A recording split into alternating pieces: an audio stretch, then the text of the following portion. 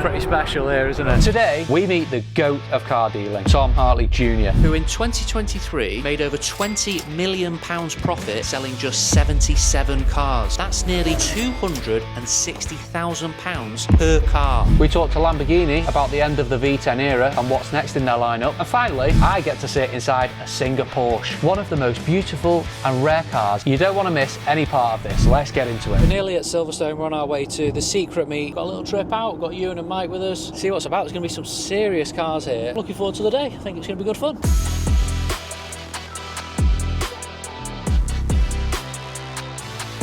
I've never seen the yellow decals on a Purasang like that before. Are they stickers or are they under lacquer? They're actually just stickers. It is a nice colour, isn't it? Like a metallic oak green or something. SF90, he's on his way out. Yanni. Well, it's got to be Yanimized, hasn't it? Some serious cars here, aren't there? Jesus wet. You're a little bit fizzy, aren't you, Ewan? That's wild, isn't it? Do you know what I want to see while I'm here? Hopefully a Singer. 911 Singer. When you talk about legends in the supercar world, there's one name that always comes up: Tom Hartley Jr. This isn't a man who just sells cars, this is a guy that lives and breathes them, selling some of the rarest and most expensive machinery in the world. We got to chat with the man himself. We'll try and get in there in a second. Tom, see you later. Can I pinch a minute of your time? Yep. So I'm a small car dealer in Cheshire. Just wanted to come and say hello and see if we can get any tips of advice off you. Look, I love my business and I've been doing it all of my life really, and I love going to work every day, and I think that's the most important thing. I'm sure you feel the same. I watched some of your stuff. The biggest takeaway I get from it is like you just live and breathe everything. Your knowledge is obviously like second to none. Yeah, but you build that up. It takes years of practice. Somebody messaged me recently and they said, you know, the harder you work, he said it's amazing, the harder you work, the luckier you get. Yeah. And, you know, sometimes deals fall into place and you end up procuring certain cars just because of how much investment in time that you've put into relationships and your own work in the years that have already passed. Yeah. And the fruition, it doesn't come to fruition until many years to come. Yeah. How long have you been set up trading on your own? I split away from the family business 11 years ago. Yeah. It was May 2014. So, it's funny, I have a little saying, it takes 10 years to become an overnight success. Obviously, you've been pretty successful for a fair few years now, but it's probably, would you say a couple of years ago that it really went kind of... Do you know, when it was a family business, our business was super successful and we were still selling, you know, I've been selling McLaren F1s, for example, since they were £500,000 Yeah. And Ferrari F40s, I remember selling delivery mileage F40 for £151,000 delivery mileage, one owner from new. I think over recent years, obviously the business has had a hell of a lot of exposure because we've had some off the charts, unrepeatable, you know, best in the world cars. Yeah. We sold 250 GTOs last year. You know, if you sell one 250 GTO, just or even come close to touching a 250 GTO in your life, it's pretty. It's a pretty cool experience. And you know, we sold 2 in one calendar year, and like 3 McLaren F1s last year. And then you know, it's suddenly easy to get blasé about these cars, but you've got to remember how fortunate we are to be dealing with them. Yeah.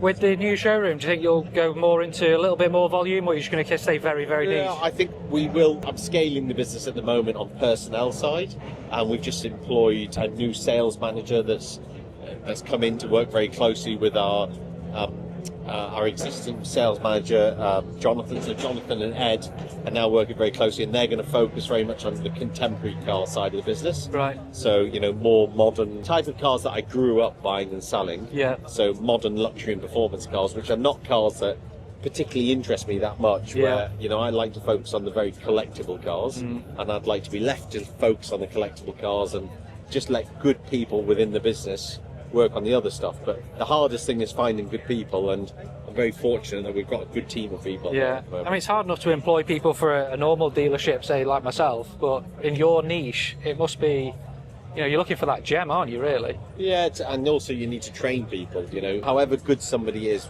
we operate our business differently. Whether that's right or wrong, only time will tell. But you know, the way I operate my business, the way we go around buying cars. Spider come up there. Gone. Yeah. Hope it's a lucky money spider. Yeah, you don't need any more of them.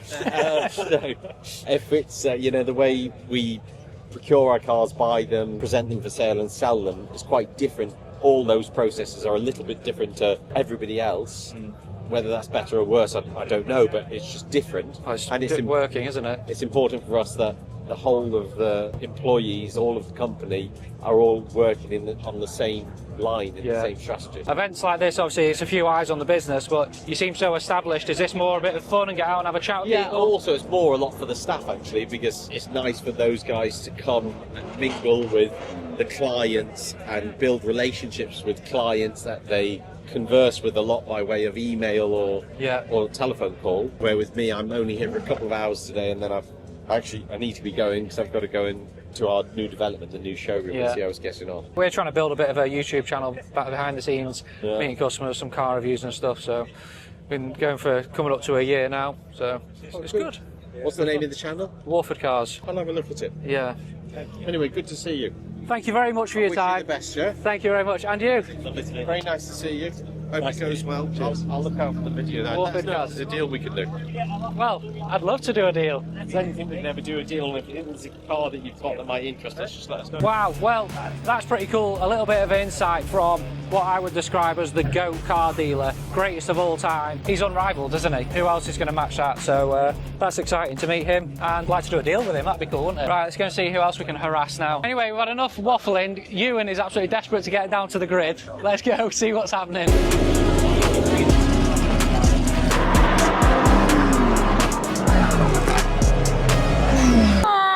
What do you think of that?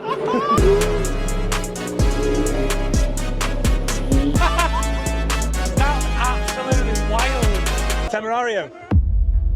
It's the end of an era and start of a new one, the Lamborghini Temerario. The Lamborghini V10, brutal, iconic and completely unhinged, has roared its final song. And in its place, the all-new Lamborghini Temerario, a next-generation hybrid monster built to carry the raging bull into the next generation. But what does this mean for the cars we all know and love? The Aventador, the Murcielago, even the mighty Diablo. Are their values about to skyrocket, or is this going to rewrite the rulebook? We spoke to an experienced member of staff from Lamborghini to find out what this all means. We've had the Gallardo, we've had Huracans, and this is a Temerario. We've not had one of these yet. We've recently sold a Huracan and a Gallardo, but we've not had a Temerario in yet. No, yeah. Obviously we've lost the V10 now. I know. Bit of a shame. Sad times. To be honest though, I think we've had a great era, haven't we? Like all of the cars Lamborghini that have made for the last 25, 30 years have all been like from the soul, right? Yeah.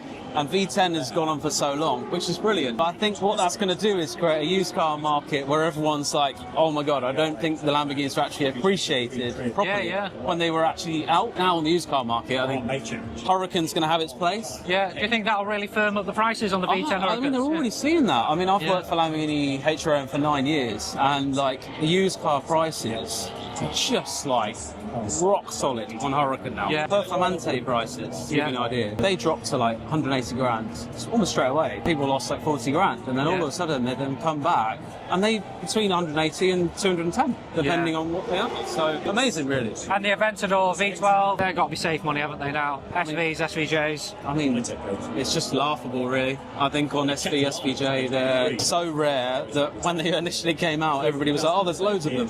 And then you look now online, there's like 1, 2 cars, and then it's really showing. So yeah, prices are definitely going up. We had a matte black SVJ in a few months ago. Marcus Rashford's car originally. Yeah. They reckon it was the highest spec SVJ in the country. Yeah, that was a lovely car, that. Do you know the car? Yeah, I do know the car. Yeah, we had that in. Yeah, supplied, I think out of one of the dealers in the Midlands, and then Manchester sold it. Yeah, to a customer of mine, yeah. Yeah, oh, there you go then. It was all DK straight through, flames coming out the back, it was wild. Hell of a lot of horsepower coming out of that engine. Ultimately, you got a 920 combined horsepower, which is more than enough in a car that's that small. Best thing about the way that they're using power Lamborghini, even in Urus, is it's used for performance. So you can drive around, you can turn on, you can leave quietly, but you don't have to drive in electric. Temerario, none of us have driven yet, so no, we drive it next month in sales training. Right. First customer deliveries don't start until start next year. Yeah. Anyway, thank you for your time. Nice to meet you. Hopefully one day get Temerario in then. We will have one in. that soon. Next up, we had the chance to speak to one of the senior figures at Sotheby's, the world-renowned auction house known for selling some of the rarest and most valuable assets on the planet. Sold at 46,500,000 euros. And in front of us, a Porsche Singer, one of the most beautifully reimagined 911s ever built, and in my opinion, the most beautiful car ever made. I've admired these for years, but I've never seen one in person, let alone sat in one. As we took in every detail of the car, from its handcrafted interior to its obsessive engineering, he also shared some jaw-dropping insight, including the most expensive car Sotheby's and the world has ever sold. If I won the Euro Millions, this is what I'd buy. Everybody knows Sotheby's as being an auction house, but we also do private sales. Yeah. And that's one of those cars that we offer privately. Yeah. So it's for immediate purchase, discreet purchase. Here is one of the coolest thing that happened in the last few years. You know, everybody collects either classic cars or modern cars. Yeah. But here we've got the hybrid of having a classic car updated, so resto modified to be a modern classic usable. That's based out of a 964 Porsche entirely. Every nut and bolt, the whole chassis, everything, isn't it? And if you look at here inside, I mean, there's very few of them in right and drive. Specific bucket seats, specific to Singer, manual gearbox, 5-speed. It's incredible, the detail, isn't it? Tiny little steering wheel, very direct. Have you ever driven one? No, I didn't have the luck to drive I one. would love to drive one of these, yeah. I mean, that is You can just see the Porsche absolute lettering, porn. a bit like a Tucson RS, remember, but it's a modernized thing so that you can actually use on a regular basis. Absolutely immaculate, isn't it? So this one has the little roll cage. Inside with leather all around, the outside oil tap. You know, in '72 they had the little flap for the oil, and they stopped it because lots of people put the fuel in. Oh, right, yeah. Like when you have a Porsche, you know, it's in the front. Yeah. And there's so many people had a mistake and refuel here, and I was like, oh my god.